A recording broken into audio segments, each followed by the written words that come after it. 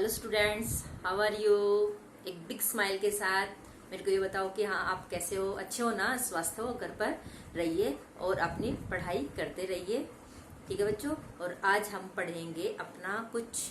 अच्छा मेरे को एक ये बात बताओ, जब आप कहीं पर भी जाते हो, आप अपने स्कूल के ट्रिप पर कहीं पर भी जाते हो, कोई जब कुछ आप कुछ भी गलत ऐसी हरकत कर देते हो, कुछ ऐसे आपके व्यवहार में या आदत में कुछ ऐसे शब्द इस्तेमाल कर देते हो, या आप कहीं पर कुछ ऐसी मतलब गलत काम कर देते हो। गलत काम इन सेंस है कि कहीं पर कूड़ा फैला दिया है, किसी को गलत बोल दिया है, किसी को रिस्पेक्ट के साथ नहीं बोले हो, तो उससे सब क्या बोलती थी, तो ये तो इस स्कूल का बच्चा आया था, ऐसे बोल देते हैं ना। तो उसके साथ हमारे स्कूल का या आपका जैसे बोलते कहाँ से आए थे, जैसे पानीपत से आए तो बच्चे बहुत शरारती थे, बहुत परेशान किया, बहुत उनकी गंदी आदत, कहीं पर भी खाया कहीं तो फेंक दिया।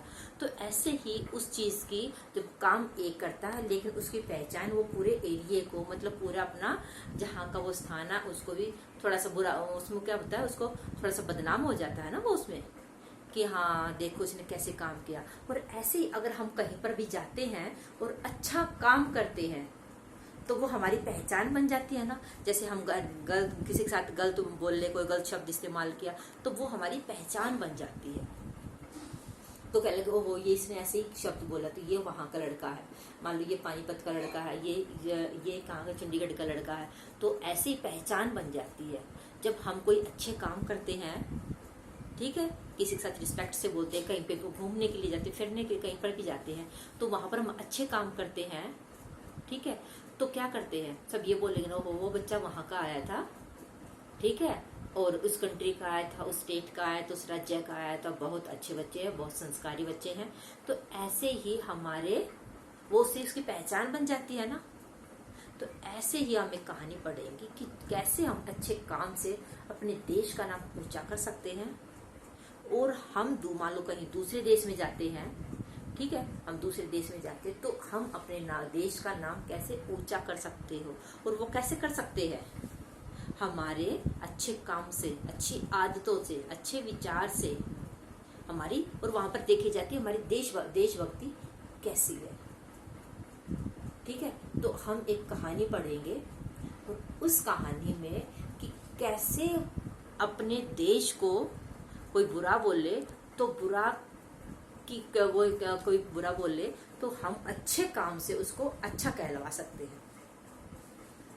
ठीक है बच्चों, तो हम एक कहानी पढ़ते हैं। हमारी कहानी है मैं और, आज की हमारी कहानी क्या है, मैं और मेरा देश। नाम से पता चला मैं तो देखो खुद के लिए होता है। जब हमारे किसी कंट्री में जाते हैं तो क्या हो जाता है कि वो इंडिया से आया है, अमेरिका से आया है, तो उसकी पहचान बन जाती है। ठीक है, और हमारे वो पहचान कैसे बन जाती है, वो कैसे दिखाई देते हैं, हमारे विचारों से, हमारे कैसे काम करते हैं। तो वो हमारा देश, मैं और मेरा देश। ठीक है, हम इस पाठ में क्या सीखेंगे, देश प्रेम की भावना, देश प्रेम की भावना, नैतिक मूल्य और अच्छी आदतें कितनी इंपॉर्टेंट है, इनका महत्व का है। ठीक है, क्योंकि अच्छी आदतें होती है वो घर घर में नहीं है, जब हम कहीं बाहर भी जाते हैं वो वहां पर भी दिखाई देती है, और उसका फिर हमारे विचारों पर क्या फर्क पड़ता है, या सामने वालों पर क्या फर्क पड़ता है, हम इस पाठ में पढ़ेंगे। हमारा पाठ है ये, आप इसी पिक्चर देखो, मैं और मेरा देश। ये ट्रेन है और यहाँ पे ये दूसरी कंट्रीज के हैं, ये इंडिया की है।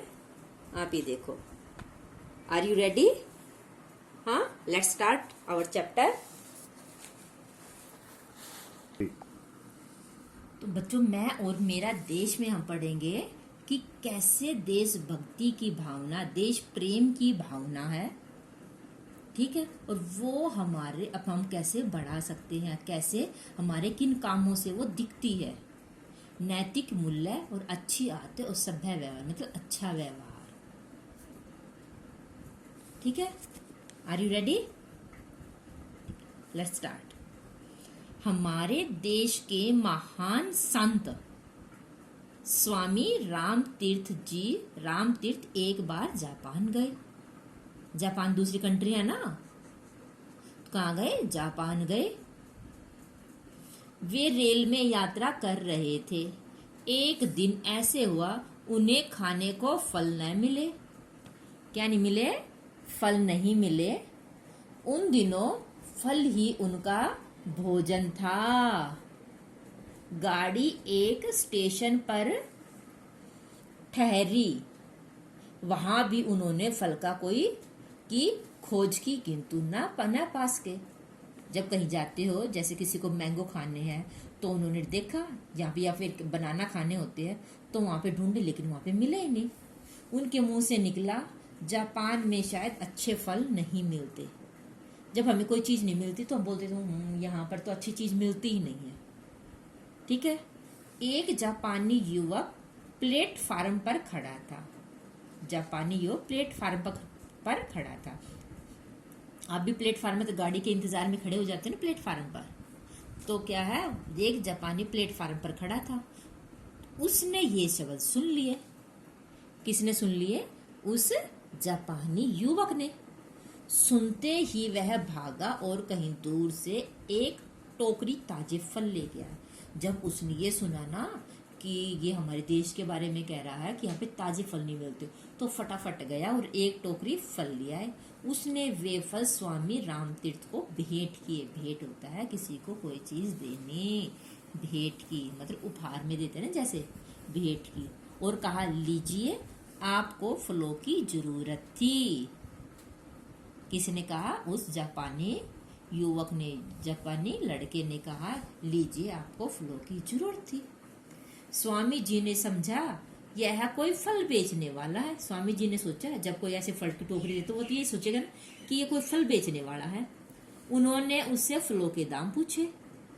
जब रामतीर्थ ने, जब फल मिल गए उसको, तो उसने, स्वामी रामतीर्थ ने पूछी कि ये फल है कितने के है, या इसके कितने पैसे लेंगे।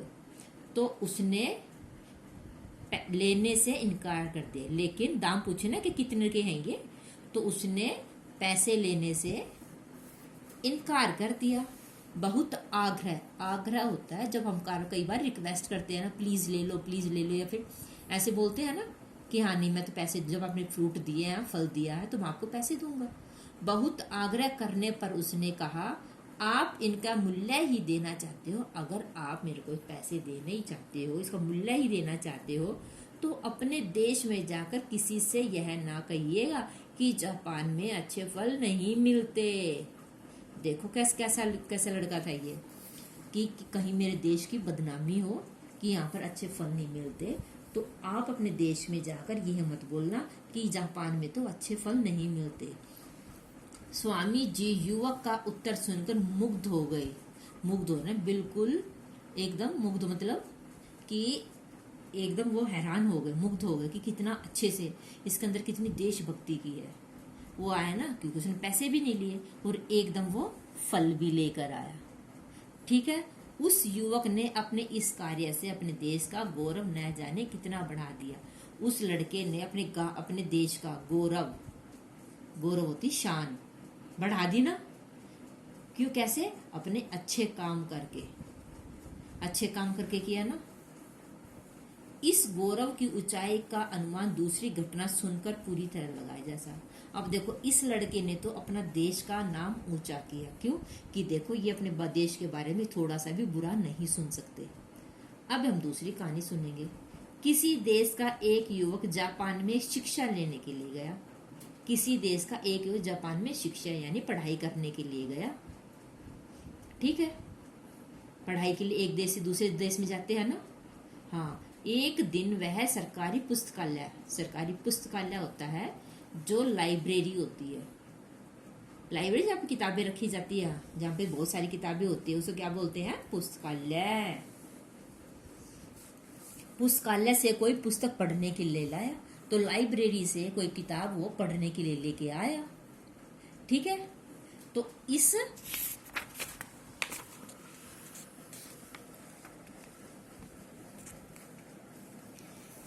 पुस्तक में कुछ दुर्लभ चित्र भी थे।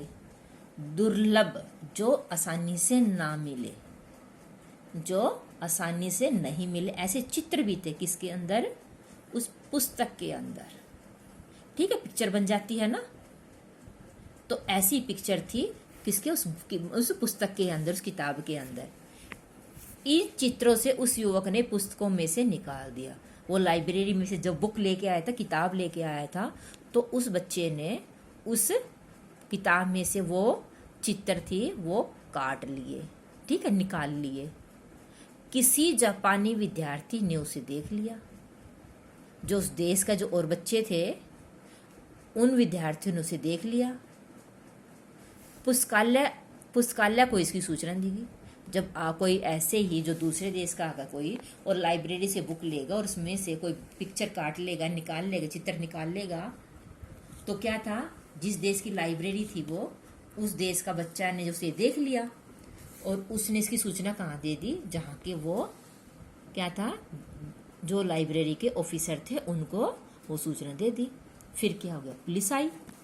पुलिस ने तलाशी लेकर वे चित्र उस विद्यार्थी के कमरे से बरामद कर लिए। मतलब पुलिस ने जब तलाशी ली ना, तो वो चित्र उस विद्यार्थी के कमरे से मिल गए। उस विद्यार्थी को जापान से निकाल दिया। मतलब उसने चित्रों की चोरी की ना, और इससे क्या हो गया, उसने अपने देश को बदनाम किया। अपराधी को दंड मिलना ही चाहिए कि उसने चोरी की। लाइब्रेरी की जो किताबें, ऐसे सब चोरी थोड़ी करते हैं, चोरी उसने चोरी की, मतलब उसमें से वो पिक्चर काट ली थी, निकाल ली थी। पर मामला यहाँ तक नहीं रुका। उस पुस्तकालय के बाहर बोर्ड पर लिख दिया कि पुस्तकालय में इस विद्यार्थी का प्रवेश तो वर्जित है ही, उस देश के निवासियों का भी प्रवेश वर्जित है। वर्जित होता है जहाँ पर मना करे, मना है, वर्जित होता है मना करना। कि इस लाइब्रेरी में ना तो वो लड़का आएगा और ना उस देश का जहाँ का वो लड़का है।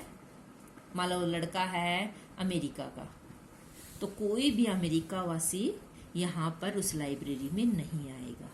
तो इस लड़के ने अपने साथ साथ अपने देश को भी बदनाम किया ना।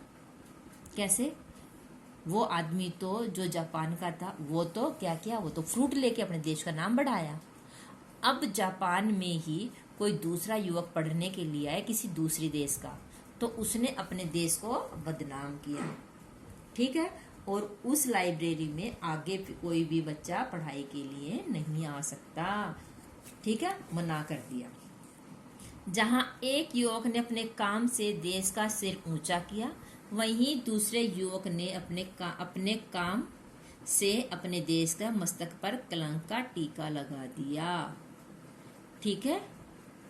जो न जाने कितने वर्षों तक संसार की आंखों में उसे लांछित करता रहेगा। मतलब उसने गलत काम किया चोरी करके, ठीक है, चित्र निकाल के, तो क्या अगर लांछित करता रहे, संसार की आंखों में उसे लांछित करता, उसे अपमान नहीं करता रहेगा, मतलब अपने देश का अपमान कराता रहेगा। हमें ये समझ लेना चाहिए, हमारी हीनता और श्रेष्ठता का संबंध देश की हीनता और श्रेष्ठता से जुड़ा हुआ है। बच्चों, आज के लिए इतना ही। तो मैं इसमें इतना ही कहना चाहूंगी।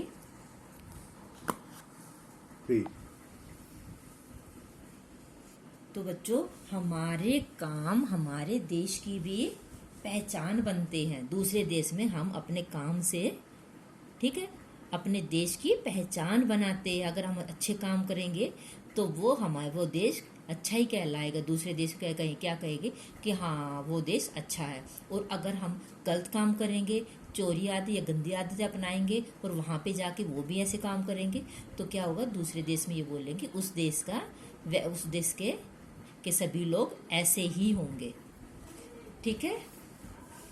जब हम कोई हीन या बुरा काम कर तो हमारे माथे पर कलंक का टीका नहीं लगता, बल्कि हमारा सिर भी नीचा होता है और उसकी प्रतिष्ठा गिरती है, ठीक है। जब हम कोई श्रेष्ठ काम करते तो हमारा सिर ऊंचा ही नहीं होता, बल्कि देश का भी सिर ऊंचा होता है।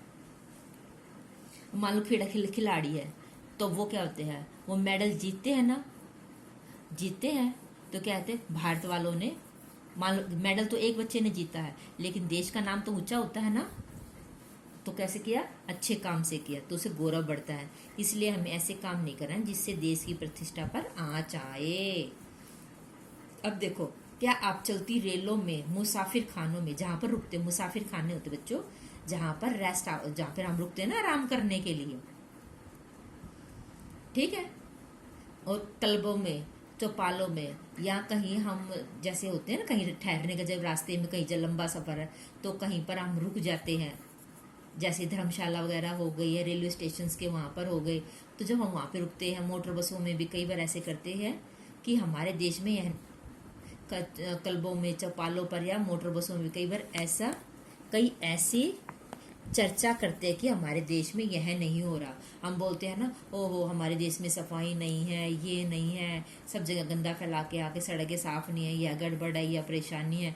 साथ ही अपने देश की तुलना दूसरों देशों के साथ भी करते कि दूसरे देश में तो इतना अच्छा है, हमारे देश में तो ऐसा अच्छा नहीं है, दूसरे देश में ये सुविधाएं हैं, हमारे देश में ये सुविधा नहीं है। जब हम ऐसे करते हैं कि कौन सा देश श्रेष्ठ और कौन सा देश हीन है, यदि हाँ तो तब आपको चिंता करनी होगी कि हम देश की प्रतिष्ठा बनाने के लिए हमें क्या करना है। अब एक देखो, छोटी सी बात देखो, कई बार ऐसा होता है कि हमें, जब हम कोई भी बस में सफ़र कर रहे हैं और वहाँ पर हम कुछ भी केले के हैं, कोई भी किसी चीज़ का छिलका होता है, हम बस में ही फेंक देते हैं और फिर बोलते हैं हमारे देश साफ सुथरा नहीं है। तो गंदा किसने किया? हमने ही किया ना, हाँ। तो इसके लिए हमें अपनी आदत बदलनी पड़ेगी ना, है ना, आदत बदलनी पड़ेगी तभी तो साफ होगा। तो हमें भी तो कुछ कोशिश करनी चाहिए ना। तो हम आगे पढ़ेंगे। क्या आप कभी केला खाकर छिलका रास्ते पर फेंकते हैं? कर देते हैं ना कई बच्चे ऐसे ही, अपने घर का कूड़ा उठाकर बाहर फेंक देते हैं। अब शब्द होते हैं जो बच्चे एक दूसरे को क्या बोलते हैं, ये अब शब्द होता है एक दूसरे को, मतलब कोई होता है बुरे शब्द इस्तेमाल करना, गाली देते हैं, उसको बोलते हैं बुरे शब्द का प्रयोग करते, इधर उधर की, मतलब एक दूसरे की चुगली लगा देते हैं, अपने घर दफ्तर गली को गंदा रखते हैं, होटल धर्मशाला वगैरह को कहीं पर भी हम थूक देते हैं। तो ये गंदी आदत है ना। तो हमें ऐसे करना चाहिए? हमें ऐसा नहीं करना चाहिए, है। और हमें मेलों, उत्सवों, मेलों, रेलों, खेलों में ढेलम ढेल करते हैं, ठीक है। क्या होते हैं? ज्यादा भीड़ में होते हैं। निमंत्रित होने पर विलंब से पहुंचते हैं या वचन देकर घर पर आने वालों को समय पर नहीं मिलते। निमंत्रित होने पर विलंब से, मान लो कोई आपको इन्विटेशन दे कि आपको इतने बजे टाइम पे आना और आप लेट हो जाते हो, तो गलत है ना ये भी। या फिर प्रोमिस करके वचन देगा कि हाँ कल मैं घर पर ही मिलूंगा और फिर आप घर पर नहीं मिलते, तो अच्छी आदत नहीं है ना ये। इसी तरह शिष्ट व्यवहार के विपरीत आचरण करते हैं, मतलब जो हमें अच्छा व्यवहार करना चाहिए उसके विपरीत हम उल्टा व्यवहार करते हैं। मान लो हमें किसी से अच्छा व्यवहार करना चाहिए और हम उसके विपरीत मतलब गलत बोलते हैं, गाली गलौज करते हैं, अपशब्द बोलते हैं, तो हमें ऐसा नहीं करना चाहिए। यदि आपका उत्तर नहीं है तो आपके द्वारा देश का सम्मान बढ़ेगा और संस्कृति की सुरक्षा भी होगी। तो बच्चों, आपको अपना देश साफ और तभी हो सकता है जब आप कोशिश करेंगे और आप ये ऐसी आदतों को छोड़ देंगे। तो बच्चों, आज हमने कहानी पढ़ी कि कैसे हम दूसरे देश में अपने देश का सिर ऊंचा कर सकते हैं और कैसे अपने काम से हम अपने देश को के माथे पर कलंक लगा सकते हैं। और जब हम कंपैरिजन करते हैं अपनी कंट्री को दूसरी कंट्री के साथ कि यहाँ पे गंदगी है, वहाँ पे सफाई है, जो चीज़ हमने पाठ में पढ़ा है, तो कैसे सुधर सकती है? वो तब सुधर सकती है जब हम अपनी गलतियों को मानकर उसका सुधार करें। हम अपने आसपास अपने आप को ऐसा व्यवहार करें, शिष्ट व्यवहार करें और अपनी ऐसी आदतों को छोड़ें जो हमारे लिए, देश के लिए नुकसानदायक है। ठीक है बच्चों, तो आज अपने कहानी पढ़ी, इसको दोबारा फिर पढ़ना, सुनना, ठीक है। और आगे हम आगे इसके कराएंगे, शब्दार्थ कराएंगे।